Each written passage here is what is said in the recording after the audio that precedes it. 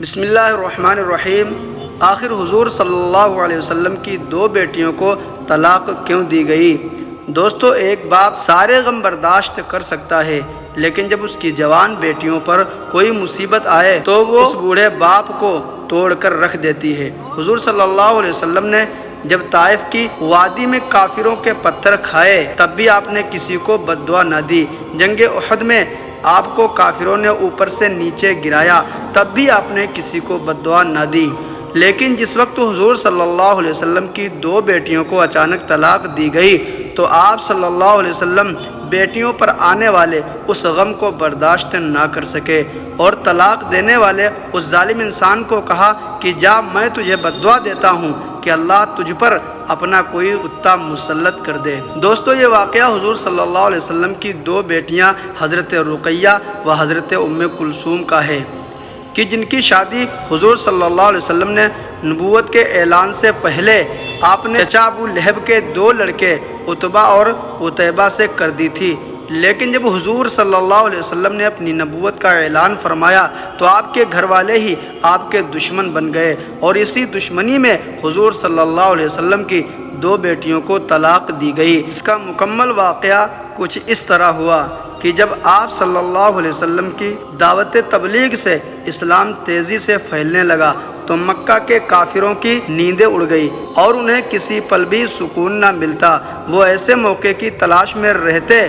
کہ جب وہ حضور صلی اللہ علیہ وسلم اور غریب مسلمانوں کو تکلیفیں دے کر انہیں اسلام چھوڑنے پر مجبور کر سکیں، یہاں تک کہ ان ظالموں نے حضور صلی اللہ علیہ وسلم کے بھی قتل کی پلاننگ بنا لی تھی۔ لیکن اللہ تعالیٰ نے حضور کی مدد اور ان ظالموں کی سازشوں کو ناکام کیا۔ مکہ کے کافروں نے بیچارے کمزور مسلمانوں کو اپنا نشانہ بنایا اور ان کو تڑپا تڑپا کر دل کی بھڑاس نکالنے لگے۔ اس کام میں مکہ والے تنہا نہ تھے بلکہ بہت سے دوسرے قبیلے والے بھی ان کا ساتھ دیتے تھے۔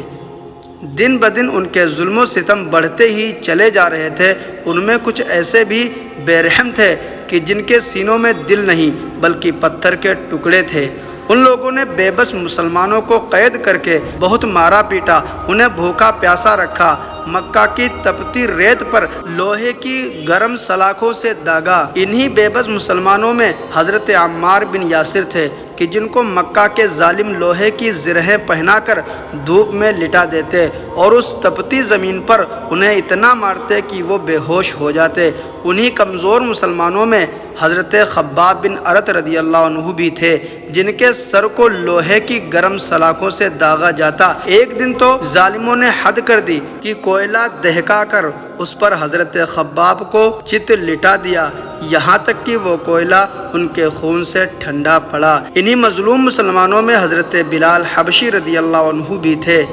کہ جو امیہ بن خلف کے غلام تھے۔ جب حضرت بلال نے اسلام قبول کیا تو ان کے مالک نے ان کا کھانا پینا بند کر دیا اور پھر جب حضرت بلال بھوک پیاس سے بے حال ہو جاتے تو ٹھیک دوپہر کے وقت ظالم حضرت بلال پر گرم تپتی چٹان رکھ کر انہیں دھوپ میں لٹا دیتا تاکہ وہ اسلام کو چھوڑ دیں۔ لیکن حضرت بلال رضی اللہ عنہ ان سبھی تکلیفوں کو برداشت کرتے اور اپنی زبان سے صرف ایک ہی لفظ کہتے کہ میرا اللہ صرف ایک ہے، اس کے علاوہ کوئی دنیا کا مالک نہیں۔ حضور صلی اللہ علیہ وسلم جب بھی حضرت بلال کے پاس سے گزرتے تو ان کی تکلیفیں دیکھ کر آپ کی آنکھوں میں آنسو بھر آتے اور پھر حضرت بلال سے فرماتے کہ اے بلال، صبر کرنا، اللہ تمہیں اس کا بہتر بدلہ عطا فرمائے گا۔ بات یہاں تک نہ تھی بلکہ ایک دن آپ صلی اللہ علیہ وسلم کی دو بہت چہیتی بیٹیاں حضرت رقیہ و حضرت ام کلثوم کو بھی اچانک طلاق دے دی گئی تاکہ آپ صلی اللہ علیہ وسلم پوری طرح ٹوٹ جائیں اور اسلام کی دعوت دینا چھوڑ دیں۔ کیونکہ جب حضور صلی اللہ علیہ وسلم نے کھلے طور پر اپنے نبی ہونے کا اعلان فرمایا تو ابو لہب نے حضور صلی اللہ علیہ وسلم کو گالیاں دینا شروع کر دی اور کہنے لگا کہ اے محمد، تیرا برا ہو۔ تو اس پر اللہ تعالیٰ نے قرآن کی آیتیں نازل کرتے ہوئے فرمایا کہ برا تو ابو لہب کا ہوگا۔ رقیہ و ام کلثوم آپ صلی اللہ علیہ وسلم کی بیچ کی دو بیٹیاں تھیں۔ یہ ابو لہب کے دو بیٹوں عتبہ و عتیبہ کے ساتھ نکاح کے رشتے میں تھی، اور وہ دونوں لڑکے اپنے باپ ابو لہب کی طرح بے رحم انسان تھے اور اسلام کے کٹر دشمن تھے۔ حضور صلی اللہ علیہ وسلم کی ان دونوں بیٹیوں کا نکاح ابو لہب کے لڑکوں سے ہو گیا، لیکن ابھی تک رخصتی نہیں ہوئی تھی۔ چنانچہ ایک زمانے تک ابو لہب کے ان دونوں لڑکوں نے حضور صلی اللہ علیہ وسلم کی لڑکیوں کے ناک میں دم کیے رکھا اور کڑوی کڑوی باتوں سے ان کے دل